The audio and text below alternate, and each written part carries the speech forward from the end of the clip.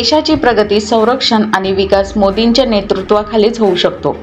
RPI Kawade गटाचे जिल्हाध्यक्ष सुमित गायकवाड म्हणाले की काँग्रेस पक्षाने सर्वाधिक डॉक्टर बाबासाहेब आंबेडकर यांना अपमानित केले आहे। संविधानाचे रक्षण फक्त पंतप्रधान नरेंद्र मोदी यांच्या माध्यमातूनच होऊ शकते। आंबेडकरी चळवळीची मतं नगर दक्षिण मतदारसंघात महायुतीकरता निर्णय ठरतील। नगरच्या विकासासाठी खासदार डॉक्टर सुजय विखे पाटील यांनी मेहनत घेतली। हाच विकास पुढे घेऊन जाण्यासाठी त्यांना निवडून आणणे गरजेचे आहे।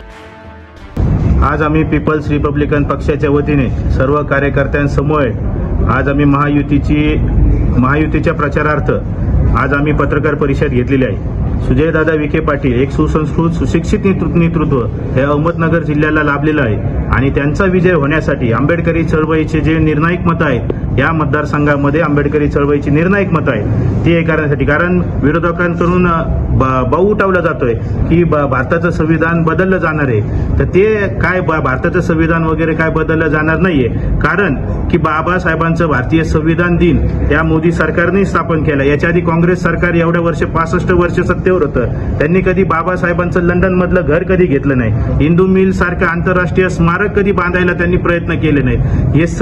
या सर्व गोष्टी जे नरेंद्र मोदी सरकारच्या काळामध्ये, फडणवीस सरकारच्या काळामध्ये, शिंदे सरकारच्या काळामध्ये होत आहेत की बाबासाहेबांचा सतत सन्मान करण्याचं जे धोरण बीजेपी सरकारने केलेलं आहे त्यांना पाठिंबा दर्शवण्यासाठी वेळोवेळी अपमानित करणाऱ्या काँग्रेस राष्ट्रवादी सरकारला आम्ही तो बाबासाहेबांचा अपमान असो, बाबासाहेबांना निवडणुकीमध्ये पाडण्याचं जे धोरण असो, बाबासाहेबांचा सतत अपमान करण्याचं जे धोरण असो, याचा बदला कुठेतरी आम्हाला घ्यायचा आहे। ही खंत आमच्या मनामध्ये आहे की काँग्रेस राष्ट्रवादी सरकारने सतत बाबासाहेबांचा अपमान केलेला आहे। ज्या बाबासाहेबांचं नाव मराठवाडा विद्यापीठाला नामांतर विद्यापीठाला देण्यासाठी या राष्ट्रवादी काँग्रेस पक्षाचे अध्यक्ष शरद पवार यांनी जो विरोध केला, नामांतर न करता नामविस्तार केला, याचीही खंत आमच्या मनामध्ये आहे। या सर्व गोष्टींचा बदला घेण्यासाठी खैरलांची हत्याकांड घडलं, खैरलांची हत्याकांड घडत असताना की ज्या खैरलांची गावाला या शरद पवार सरकारच्या गृहमंत्री असताना RR पाटलांनी त्याला तंटमुक्तीचं मोठं एक पुरस्कार दिला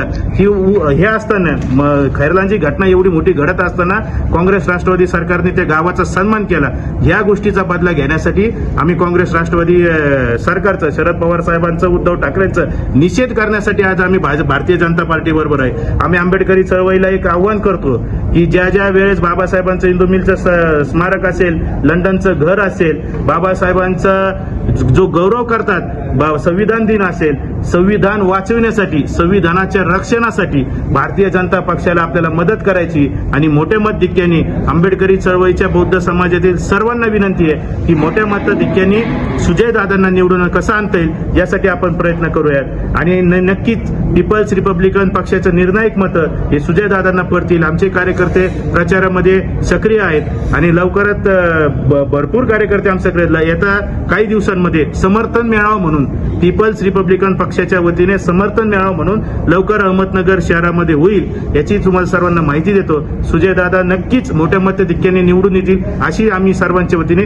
हमी देतो। जय भीम। या प्रसंगी संपर्क प्रमुख नितीन कसबेकर, जिल्हा सरचिटणीस महेश भोसले, जिल्हा उपाध्यक्ष नितीन साळवे, महिला जिल्हाध्यक्ष गौतमी भिंगारदिवे, ज्येष्ठ नेते सुरेश भिंगारदिवे, जिल्हा उपाध्यक्ष विशाल गायकवाड, सारंग पटेकर, शाहिद शेख, संजय साळवे, शहराध्यक्ष किरण जाधव, महेंद्र साळवे, विलास गचभिव आदी पदाधिकारी उपस्थित होते।